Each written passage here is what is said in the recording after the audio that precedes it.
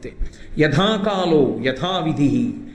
విధి అంటే పరమేశ్వరుడు ఏది జరగాలని సంకల్పం చేశాడో దాన్ని ఆపడం ఎవరికీ సాధ్యం కాదు.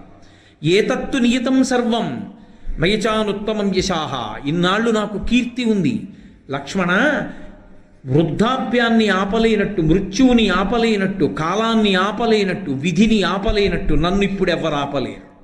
సీతమ్మ యొక్క జాడ చెప్పలేదు కాబట్టి, నాకింత శోకం కలిగింది కాబట్టి ఎవరూ సుఖంగా ఉండడానికి వీల్లేదు ఈ లోకంలో.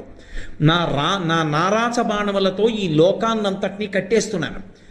ఇక దేవతల దగ్గర నుంచి మనుష్యుల వరకు, పక్షుల వరకు ఎవరూ కదలడానికి వీల్లేదు. లోకాలన్నిటినీ లయం చేస్తున్నాను.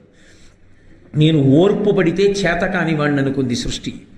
ఓర్పుకి చేతకానితనానికి ఉన్న తేడా ఏమిటో చెప్పాలనుకుంటున్నానని కోదండం తీసుకున్నాడు. చూశాడు మహానుభావుడు లక్ష్మణస్వామి, అమ్మో అన్నయ్య శోకానికి వశుడైపోయాడు.